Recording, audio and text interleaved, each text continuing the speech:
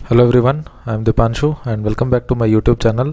तो आज हम यहाँ पे निफ्टी का एनालिसिस देखने वाले हैं और कल के मार्केट में क्या लेवल्स हो सकते हैं ये चेक करने वाले हैं। तो ये हम आ गए निफ्टी के चार्ट पे। जैसा कि आप देख सकते हैं निफ्टी 0.12% डाउन है और बैंक निफ्टी 0.4% डाउन है। ओवरऑल सारे के सारे सेक्टर्स अगर हम बात करें तो फ्लैट क्लोजिंग हुआ है सभी सेक्टर्स का, यानी कि बहुत ज़्यादा पॉजिटिव भी नहीं है, बहुत ज़्यादा नेगेटिव भी नहीं है। अगर हम देखें तो बैंक निफ्टी भी ऑलमोस्ट फ्लैट है और अगर हम देखें बाकी ऑटो सेक्टर बिल्कुल भी न्यूट्रल है, मेटल थोड़ा सा डाउन है, फाइनेंशियल सर्विसेज भी फ्लैट है। फार्मा और एफएमसीजी आज एक्सेप्शनली पॉजिटिव रहे हैं। एफएमसीजी में बेसिकली आईटीसी का रिज़ल्ट आया था तो उस वजह से काफ़ी स्पेकुलेशंस हो रहे थे और काफ़ी अच्छा रहा एफएमसीजी। इसके अलावा निफ्टी आईटी का जो रोज़ का काम है उसने अपना कंटिन्यू रखा, गैप अप ओपन हुआ, काफ़ी ऊपर गया फिर वापस नीचे आ गया। तो निफ्टी आईटी में बहुत वीकनेस है, अभी भी कुछ भी स्ट्रेंथ नहीं है और किसी भी लेवल पे कुछ भी मिले तो सेल कर देना चाहिए। आई थिंक पुट बाई कर लेना चाहिए हायर लेवल्स पे। ये स्ट्रेटजी है मेरा अभी तो, मतलब आईटी सेक्टर को लेके। तो स्टॉप लॉस रखेंगे है ना। आज मैंने किया था कुछ शॉर्ट, मैं दिखाऊंगा एक बार।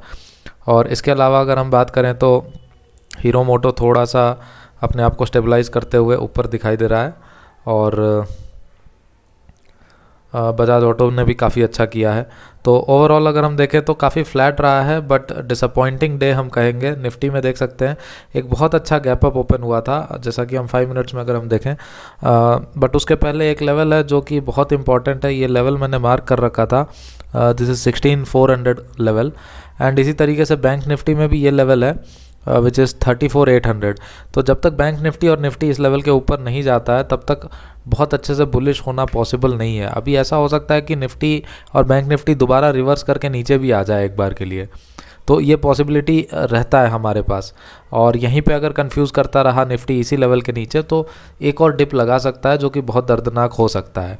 ठीक है, तो अगर हम 5 मिनट्स के कैंडल में देखें तो ये देख सकते हैं कल के लेवल से निफ्टी, जैसा मैंने कहा था कि गैप अप ओपनिंग होना बहुत ऑब्वियस सा है आज, तो ये बहुत बढ़िया गैप अप ओपन हुआ था करीबन 36, बहुत बढ़िया नहीं कहेंगे बट सिग्निफिकेंटली अच्छा, क्योंकि 400 पॉइंट दौड़ने के बाद दोबारा 40 पॉइंट गैप अप ओपन होना बहुत बड़ी बात हो जाती है। और उसके बाद एक छोटा सा डिप लगाया और बहुत तेज़ मार्केट जो है ऊपर की तरफ दौड़ने लग गया। 50 पॉइंट्स एक रेड कैंडल बनाया, फिर से बाइंग आ गया, ठीक है, 60-70 पॉइंट्स का। तो ये जैसे एक भी रेड कैंडल बना तो तुरंत बाइंग आ गया। ये दिखा रहा था कि मार्केट में बहुत ज़्यादा इंटरेस्ट है लोगों का बाइंग में, यानी कि कल जितने सारे कॉल सेलर्स ट्रैप हो गए थे वो सारे के सारे निकलने की कोशिश कर रहे थे, ऐसा फीलिंग आ रहा था ये एक रेड कैंडल बनते हुए भी। तो इसके बाद क्या हुआ कि जैसे ये 3-4 ग्रीन कैंडल्स एक फ्लो में बनने लग गए तो ऐसा लग रहा था कि ये लेवल क्रॉस हो जाएगा 16400। लेकिन कमाल की बात यह है कि ठीक इसी लेवल पे 16400 पे ही देख सकते हैं ओपनिंग और क्लोजिंग जो है 394 और 393 है, और जो हाई लगता है दैट इज़ 399, और इसी लेवल से रिवर्स कर जाता है मार्केट। तो ये बहुत ही कमाल की चीज़ है, ये लेवल्स जो मैंने बना रखे हैं।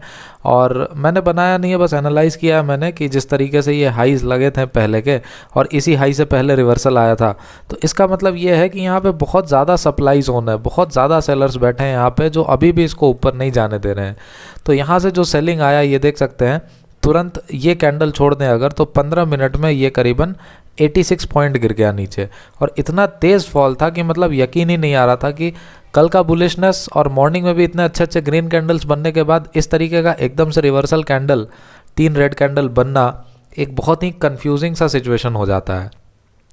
उसके बाद निफ्टी थोड़ा कंसोलिडेट किया, कंफ्यूज किया, टाइम पास किया बहुत देर तक। उसके बाद फिर आया असली सेलिंग, ये देख सकते हैं यहाँ पे बहुत देर कंसोलिडेट करने के बाद इसने गिव अप कर दिया और अचानक से अगले 6 कैंडल्स यानी आधे घंटे में 110 पॉइंट नीचे गिर गया। और इसके बाद दोबारा बहुत तेज़ वोलेटिलिटी था यहाँ पे। ये जो कैंडल्स देख रहे हैं ग्रीन बड़े बड़े कैंडल्स, तो इसका विड्थ अगर देखें हम, साइज़ देखें अगर हम, तो ये 30 पॉइंट्स अप और 30 पॉइंट्स डाउन इस तरीके से फ्लक्चुएट कर रहा था, जो कि बहुत कन्फ्यूजिंग होता है। और इसी कन्फ्यूजन की वजह से ब्रेकआउट भी बहुत ही स्ट्रॉन्ग हुआ, पता नहीं कैसे इतना स्ट्रॉन्ग हुआ, बट ये ब्रेकआउट होकर 90 पॉइंट्स ऊपर चला गया। और 90 पॉइंट जाने के बाद ऐसा लग रहा था कि बस अब ब्रेकआउट कर ही जाएगा, ऊपर चला जाएगा, इस बार जाके 16400 को क्रॉस कर देगा। लेकिन नहीं, अभी और कन्फ्यूजन बाकी था। फटाक से 3-4 कैंडल में 25 मिनट के अंदर दोबारा 85 पॉइंट्स नीचे गिर जाता है। और ये जो कन्फ्यूजन है ना, ये बहुत ही एक्सट्रीम कन्फ्यूजन था।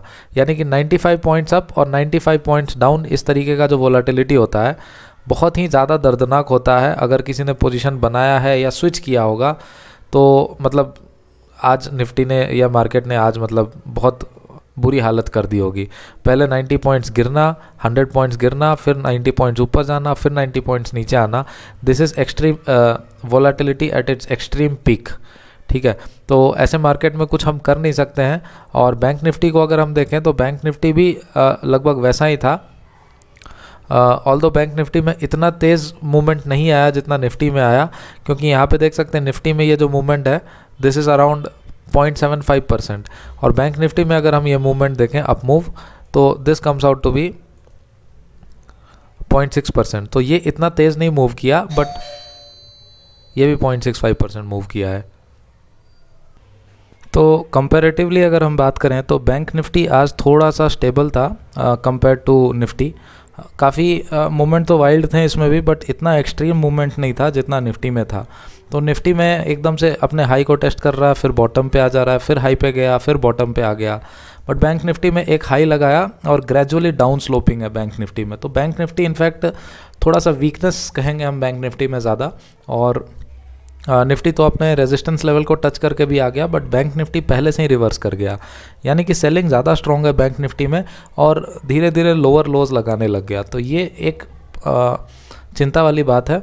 बट निफ्टी में जो लोज लगे हैं या पीक्स लगे हैं वो ऑलमोस्ट सेम लेवल्स पे लग रहे हैं, और जो हाइज जो हैं सेम लेवल पे लग रहे हैं, और जो लोज हैं वो होल्ड कर रहे हैं अपने आप को।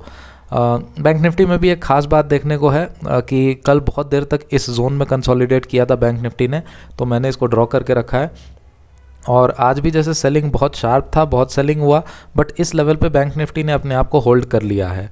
तो कल अगर बैंक निफ्टी इस रेंज को ब्रेक करके नीचे चला जाता है, ये जो रेक्टेंगुलर जोन है इसको ब्रेक करके अगर नीचे जाता है तो बैंक निफ्टी शार्पली नेगेटिव हो जाएगा। इसमें पॉजिटिविटी का कोई स्कोप नहीं रह जाएगा। तो मेरे पास कुछ हेज ट्रेड्स हैं। नेक्स्ट मंथ का कॉल बाई किया है मैंने, नेक्स्ट वीक का, और करंट वीक का कॉल सेल किया है मैंने। तो जो कॉल बाई पोजीशन है वो मैं तुरंत एग्जिट कर दूंगा, क्योंकि बुलिश जो नेचर है अभी जो मेरा व्यू है बुलिश व्यू, उसको मैं तुरंत कट करके मैं बियरिश हो जाऊंगा, और ऊपर के मैं हो सके ज़्यादा कॉल सेल करूंगा विथ प्रॉपर स्टॉप लॉसेस। ठीक है, तो ये बैंक निफ्टी का व्यू है। अगर इस लेवल को सस्टेन कर जाता है तो डेफिनेटली अच्छा एक मूवमेंट आ सकता है या फिर कंसोलिडेशन हो सकता है कल। बट अगर इस रीजन को ब्रेक करके नीचे जाता है तो कॉल सेल करना सबसे अच्छा रहेगा फिर। और निफ्टी में अगर हम बात करें तो ये मेजर रेजिस्टेंस है, मैंने पहले ही ड्रॉ करके रखा है। यहाँ पे 3 बार रेजिस्टेंस ले चुका है, आज भी रेजिस्टेंस ले लिया है। तो जब तक निफ्टी इस लेवल को कुछ इस तरीके के स्ट्रेंथ के साथ एक बड़ा मोमेंटम के साथ ब्रेक नहीं करता है, तब तक निफ्टी में भी कुछ बहुत ज़्यादा अपमूव नहीं आ सकता है अभी, जैसा मेरे को लग रहा है। लेकिन एक बार अगर इसने 16400 क्रॉस कर दिया, फिर हम एग्रेसिवली नीचे के लेवल के पुट सेल कर सकते हैं। ठीक है, क्योंकि ये बहुत मेजर एक हर्डल बन के आ रहा है सामने। तो जब तक इसको ब्रेक नहीं करेंगे तब तक एग्रेसिवली पुट सेल करना थोड़ा सा रिस्की हो सकता है। ठीक है, तो कल दोबारा से हम कोशिश करेंगे कि इस लेवल पे देखेंगे किस तरीके से निफ्टी बिहेव करता है। मोस्टली इस बार आई थिंक कंसोलिडेट करना चाहिए निफ्टी को, और कंसोलिडेट करके ब्रेकआउट देना चाहिए। कंसोलिडेशन इन द सेंस इस तरीके का कंसोलिडेशन हो सकता है, या इस तरीके का भी कंसोलिडेशन हो सकता है। मतलब टाइम पास करेगा, और जो है बायर्स जो लोग हैं उनका का पूरा जो मोमेंटम है वो ब्रेक कर देगा। जो भी मोटिवेशन है या जो भी बायर्स बैठे होंगे उनको वेट करा के परेशान कर देगा निफ्टी, और हो सकता है उसके बाद ब्रेकआउट दे। तो ऐसा ब्रेकआउट जो होगा वो बहुत सस्टेनेबल होगा, और वो फिर बुलिशनेस कंफर्म करेगा। बट अभी तक ऐसा कुछ सीन नहीं लग रहा है। ग्लोबल मार्केट्स की अगर हम बात करें तो डाउ जोन्स गिर गया है नीचे 1.6%, अभी ये 1.4% था, अभी और नीचे गिर गया है। और नैस्डैक की बात करें तो ये भी अपना जो है रॉकेट मूव स्टार्ट कर दिया है इसने नीचे की तरफ, तो 2% नीचे गिर चुका है। तो ग्लोबल मार्केट्स को देख के डेफिनेटली ऐसा नहीं लगता है कि निफ्टी ऊपर जा सकता है। ठीक है, ग्लोबल मार्केट को सपोर्ट करना बहुत बहुत ज़रूरी है। बिना उसके सपोर्ट के निफ्टी अपने दम पे कभी ऊपर नहीं जा सकता है। ठीक है, तो आई गेस निफ्टी के लिए 16400 अभी कल के लिए तो टॉप बन गया है। इसके लेवल पे हम कॉल सेल कर सकते हैं एग्रेसिवली। और कमाल की बात यह है कि अभी जो प्रीमियम्स अवेलेबल हैं वो बहुत ही कम हो गए हैं निफ्टी के अंदर। ठीक है। अगर मैं बताऊं तो 16400 कॉल अगर हम देखें यहाँ पे, तो 16400 का कॉल कल के लिए जो है ये 18-20 रुपये ही है बस इसमें। तो ये बहुत ही ज़्यादा, विक्स 2 दिन से गिर रहा है बहुत तेज़, तो ये विक्स की गिरावट ही है इसके लिए रिस्पॉन्सिबल, जो कि हमें जो है प्रीमियम्स बहुत कम देखने को मिल रहा है। ये देख सकते हैं 2 दिन में विक्स बहुत ज़्यादा गिर गया है, कल के लेवल से करीबन 6-7% गिर गया है। तो इस गिरावट की वजह से क्या हो जाता है कि जो प्रीमियम्स हैं बहुत कम हो जाते हैं, जैसा कि हम देख सकते हैं यहाँ पे अभी भी ये करीबन 150 पॉइंट्स दूर है, और 150 पॉइंट्स दूर में 18-20 रुपये प्रीमियम रहना, इट्स वेरी अननेचुरल। अभी तक ऐसा नहीं होता था पिछले एक्सपायरीज़ में, अगर आपने ट्रेड किया होगा तो आपको ध्यान होगा इस चीज़ का। तो बहुत ज़्यादा प्रीमियम्स डीके हो गए हैं, कुछ भी नहीं है मार्केट में प्रीमियम्स के नाम पे अभी, ठीक है। तो मोस्ट प्रोबेबली वोलेटिलिटी कम होगा, आई थिंक जो मैक्सिमम रेंज होगा दैट इज़ 16400 से लेके ये जो लोअर लेवल है 16130-140, आई थिंक इसके बीच में रहना चाहिए, क्योंकि यहीं से कंसोलिडेट करके निफ्टी ने ब्रेकआउट दिया है। तो आई थिंक निफ्टी इसको होल्ड कर जाएगा। और वही बात बैंक निफ्टी में भी है, अभी मेजर सपोर्ट लेवल पे ट्रेड कर रहा है। यहाँ पे काफ़ी ज़्यादा देर कंसोलिडेशन के बाद बैंक निफ्टी ने बहुत सुंदर से ब्रेकआउट दिया है, और एक सपोर्ट पहले का यहाँ से भी आ रहा है। तो ये बहुत सारी चीज़ें हैं, अगर बैंक निफ्टी इसको होल्ड कर जाता है तो I think bank Nifty lead कर सकता है नेक्स्ट रैली को, ठीक है। तो ये मेरा व्यू है ओवरऑल कल के निफ्टी के मूवमेंट को लेके मार्केट की। और अगर हम इंडेक्स हैवी वेट्स की बात करें तो बहुत ही डिसअपॉइंटिंग मूवमेंट था सभी इंडेक्स हैवी वेट्स का। तो आईटी सेक्टर कभी मेरे को भरोसा नहीं हुआ, आज मॉर्निंग में बहुत अच्छा ये ऊपर जाके ट्रेड कर रहा था, एक बार के लिए मेरे को लगा कि ब्रेकआउट है और बहुत अच्छा सपोर्ट करेंगे ये निफ्टी को, बट अनफॉर्चुनेटली बहुत शार्प रिवर्सल आया। ये देख सकते हैं इतने बड़े बड़े ग्रीन कैंडल्स बनाने के बाद एकदम से यू टर्न ले लिया इसने, और फिर बहुत तेज़ी से गिरने लग गया ये, और पूरे दिन गिरता ही रह गया ये। तो इस गिरावट की वजह से निफ्टी में कभी स्ट्रेंथ आ नहीं पाया, और कल जैसे कि आईटी सेक्टर ने बहुत ज़्यादा लीड कर दिया था, बहुत ज़्यादा रैली दे दिया था। देख सकते हैं टीसीएस ने भी इतना बड़ा मूव दिया था। तो अभी टीसीएस अपने आप को थोड़ा होल्ड कर रहा है। मैं ये नहीं कह सकता हूँ कि नीचे चला जाएगा या क्रैश आ जाएगा और ज़्यादा डाउनफॉल होगा, बट अप मूव भी नहीं होंगे इनके अंदर, ठीक है। तो अभी जो सबसे सेफ ऑप्शन मेरे को लग रहा है कि ग्लोबल मार्केट्स को देख के आई थिंक इन सब आईटी सेक्टर में हम ऊपर के लेवल्स के कॉल सेल कर सकते हैं। अभी ये लेवल काफ़ी कंजेशन जोन है, यहाँ पे काफ़ी सारे जो है कैंडल्स ने यहाँ पे सपोर्ट लिया है, ठीक है, और कुछ ने रेजिस्टेंस भी लिया है। तो ये एक मेजर डिसाइडिंग लेवल होने वाला है। इस लेवल के आसपास या फिर आज का जो कैंडल का हाई है इस लेवल के आसपास हम बिंदास कॉल सेल कर सकते हैं। ये 3500 जो हाई है यहाँ से रिवर्सल लेके आया है टीसीएस, तो ये भी बहुत साइकोलॉजिकल लेवल से रेजिस्टेंस लेके आया है। ये सारी चीज़ें बहुत क्रूशियल रोल प्ले करती हैं, ठीक है। तो मार्केट को पलटना था और ये भी साइकोलॉजिकल लेवल पे पहुंच गया, तो बिंदास दोनों ने रिवर्सल ले लिया और इसने कंट्रीब्यूट कर दिया टीसीएस ने बहुत अच्छा। ऑल्दो बहुत ज़्यादा नहीं गिरा है, बट स्ट्रेंथ भी नहीं है डेफिनेटली आईटी सेक्टर में, और अभी तो नास्डैक और गिरा जा रहा है। तो कल डेफिनेटली टीसीएस और इन्फोसिस में कॉल सेल करना बेस्ट होगा, ठीक है। और कमाल की बात यह है कि आज एचडीएफसी ने भी मतलब पलट दिया। एक बार के लिए लग रहा था कि ये लाइन के ऊपर जाके सस्टेन करेगा और मार्केट में स्ट्रेंथ लाएगा ये, बट पलट गया। और एचडीएफसी बैंक सुबह से ही काफ़ी वीक था, बहुत अच्छा गैप अप ओपन हुआ था, और आज लग रहा था कि इस गैप अप में ये स्टॉक एक अच्छा अप मूव दे सकता है, लेकिन अनफॉर्चुनेटली इसने गिव अप कर दिया, और इसके गिव अप की वजह से बहुत ज़्यादा डाउनफॉल आया। आईसीआईसीआई बैंक ने भी मतलब कल बहुत अच्छा अप मूव दिखाया, आज कंसोलिडेट करता रह गया, बहुत ज़्यादा डाउनफॉल में भी कंट्रीब्यूट नहीं किया है, बट इस तरीके के 400 पॉइंट का अप मूव के लिए बहुत सारे स्टॉक्स को ऊपर मूवमेंट देना पड़ेगा फिर, ठीक है। और अगर हम बात करें रिलायंस में, तो रिलायंस ने भी सुबह एक हाई लगाया था और फिर रिवर्स कर गया। तो यही प्रॉब्लम होता है एक्चुअली निफ्टी के साथ में, कि अगर हम पहले 10-15 मिनट देखें तो ये बहुत अच्छा अप मूव दिखाता है, यहाँ तक काफ़ी सारे स्टॉक्स ने सपोर्ट किया, और उसके बाद ठीक 950 के बाद सभी के सभी स्टॉक्स पलट गए। तो ये देख सकते हैं 950 को इंडिसाइसिव कैंडल बना, और ठीक 950 को ही अगर हम देखें तो ये देख सकते हैं 945 पे इसका ख़त्म हो गया, और 950 से ये रिवर्सल इसका स्टार्ट हो गया। टीसीएस में अगर हम देखें तो टीसीएस में भी 950 से रिवर्सल हो गया, ठीक है। एचडीएफसी अगर हम देखें तो यहाँ पे भी एग्जैक्ट 950 से 55 लगाया इसने, थोड़ा टाइम लगाया बट ओके। रिलायंस का भी रिलायंस ने थोड़ा सा अपने आप को होल्ड करके रखा, ऊपर गया बट 950 से इसमें भी रिवर्सल आ गया। और ये जो अप मूव आया रिलायंस में, इसी के वजह से निफ्टी में मूवमेंट आया था लास्ट में, जो बड़ा मूव आया था।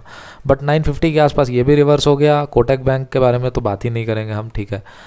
HDFC बैंक भी अगर हम देखें तो 950 के बाद से ये एग्जैक्टली रिवर्स हो गया 950-10 इसके आसपास। तो ये जो रिवर्सल हो गया, सारे के सारे स्टॉक्स गिव अप करने लग गए। तो ये जो गिव अप हुआ, इसके वजह से निफ्टी में कभी स्ट्रेंथ आ ही नहीं पाया और पूरे दिन निफ्टी उस लेवल से 16,400 से नीचे ही जाता रह गया। तो अभी मतलब बहुत सारे स्टॉक्स को एक्यूमुलेट करके भी अगर हम देखें और निफ्टी को भी देखें हम अच्छे से, तो I think 16,400 is going to be a very strong resistance for coming 3-4 days अभी तो, है ना। Until and unless global market support करते हैं और ग्लोबल मार्केट्स में एक शॉर्ट कवरिंग नहीं आता हो तब तक, ठीक है। तो तब तक के लिए आई थिंक हमें काफ़ी सारे इंडेक्स हेवी वेट्स पे नज़र लगा के रखना होगा। रिलायंस अगर इस लाइन के नीचे आता है तो आई थिंक सपोर्ट नहीं कर पाएगा ये। इन्फोसिस, TCS भी अगर अपने आप को कंसोलिडेट करके इस लेवल पे होल्ड करते हैं देन इट्स ओके। बट अगर 1-1% का डाउनफॉल वाला कैंडल बनाते हैं ये, जैसे आज तो 0.6% रहा है, TCS फ्लैट रह गया आज, तो इट वाज गुड। तो अगर ये सारे स्टॉक्स भी 1-1% का डाउन मूव दिखाते हैं जैसे कि, है ना, कलेक्टिवली, तो फिर हमें कोई सपोर्ट नहीं मिलेगा और फिर निफ्टी नीचे आ सकता है अच्छा खासा, ठीक है। और अगर हम देखें तो विप्रो ने भी मतलब काफ़ी अच्छा ब्रेकडाउन कर दिया, ऊपर से बहुत ज़्यादा ऊपर चला गया था और वहाँ से गिव अप कर दिया इसने। HCL टेक भी देख सकते हैं, बहुत बड़ा ग्रीन कैंडल बनाने के बाद इसने इतना ज़्यादा गिव अप किया कि टॉप से अच्छा खासा इसने 1-2% का फॉल एटलीस्ट है इसके अंदर। तो ये सब जो चीज़ें होती है थोड़ा सा पैनिक क्रिएट करता है। और वैसे तो हम मेजर ये 7 स्टॉक्स में ही देखेंगे, बट IT सेक्टर वीक रहने वाला है डेफिनेटली। नास्डैक सपोर्ट नहीं कर रहा है बिल्कुल भी। और अब देखना यही होगा कि रिलायंस किस तरीके से रिएक्ट करता है, रिलायंस किस तरीके से परफॉर्म करता है कल, और उसी पे डिपेंड करेगा, मतलब रिलायंस और HDFC ग्रुप, ठीक है। तो इन पे डिपेंड करेगा कि मार्केट स्टेबलाइज करता है यहाँ पे या थोड़ा और ऊपर जाके स्टेबलाइज करता है। यानी कि ये जो जोन है 16,400 के नीचे नीचे, ये थोड़ा सा डेंजर जोन हो जाता है। जब तक यहाँ पे रहेगा तब तक खतरा बना रहेगा, ठीक है। और ऑल्दो ये ग्रीन कैंडल बहुत स्ट्रॉन्ग बना है, आई थिंक 15,900 का लो लगा है, तो आई थिंक 15,900 तो क्रॉस नहीं करना चाहिए, बहुत दूर की बात है अभी तो। आई थिंक 300 पॉइंट्स हो गया, तो फिर भी वोलाटाइल रहेगा यहीं पे, 100-150 पॉइंट ऊपर नीचे करता रहेगा और बहुत कन्फ्यूजन क्रिएट करके रखेगा। तो इसलिए ज़रूरी है निफ्टी को कि ये जो कंजेशन जोन है इसको क्रॉस करके 16,400 के ऊपर क्लोज करे। तो आई होप कल के लिए लेवल्स क्लियर हैं हमारे पास। जो है 16,400 इज़ द रेजिस्टेंस एंड यहाँ पे सपोर्ट लेना चाहिए डेफिनेटली अच्छा सा, 16,120, 140, ठीक है। अगर कहीं भी ब्रेक करता है तो फिर मैं अपना डायरेक्शन बिल्कुल चेंज कर दूंगा, बुलिश हो जाऊंगा या फिर मैं बियरिश हो जाऊंगा, ठीक है। अभी ठीक बीच में खड़ा है ये, अगर हम देखें यहाँ से टॉप से लेके ये दिस इज़ 250 पॉइंट्स, और ये लेवल अगर हम देखें दिस इज़ 135 पॉइंट्स, ठीक है। तो देखते हैं हम कल किस तरीके से रहता है, और बाकी स्टॉक्स पे भी हम नज़र रखेंगे इस बार। कल आज मैं पर्सनली स्टॉक्स पे नज़र नहीं रख पाया ऑल्दो काफ़ी क्लोजली, बट कल मैं थोड़ा सा रखने वाला हूँ। और इस तरीके से जो शार्प लेवल्स जो हम मार्क करते हैं इसको भी ध्यान में रखना बहुत बहुत ज़रूरी होता है, ठीक है। और अगर एक चीज़ और हम ड्रॉ करें यहाँ पे, तो जैसे बैंक निफ्टी में मैंने एक ट्रेंड लाइन ड्रॉ कर रखा है, तो ये ट्रेंड लाइन एक क्रूशियल रोल प्ले करने वाला है कल। अगर हम देखें तो अगर फ्लैट ओपन होकर इसको क्रॉस करता है तो एक मोमेंटम आ सकता है अच्छा खासा, और सेम एक ट्रेंड लाइन यहाँ निफ्टी में भी बनता हुआ नज़र आ रहा है मेरे को, तो इसको हम कंसिडर करेंगे। थोड़ा स्टीप हो गया ये, बट फिर भी हम इसको रखेंगे, ओके। बहुत ज़्यादा रोल शायद ना प्ले कर सके ये, बट बाकी स्टॉक्स को देखना बहुत ज़रूरी होगा कि स्टॉक्स किस तरीके से साइकोलॉजिकल लेवल पे ट्रेड कर रहे हैं या क्या हो रहा है, ये थोड़ा सा ज़रूरी होगा। तो कल मैं थोड़ा सा ट्रैक करने वाला हूँ रिलायंस और TCS वगैरह को, तो लेट अस सी किस तरीके से होता है। आई होप लेवल्स आपको क्लियर होंगे, और वीडियो आपको अच्छा लगा हो तो आप लाइक कर सकते हैं। बाकी कुछ और कमेंट्स हो, सजेशंस हो, तो आप कमेंट सेक्शन में कमेंट कर सकते हैं डेफिनेटली। तो दैट्स इट गाइस, मिलते हैं कल एक्सपायरी के बाद दोबारा से निफ्टी एनालिसिस के साथ। तब तक के लिए keep liking the video and keep sharing. Thank you.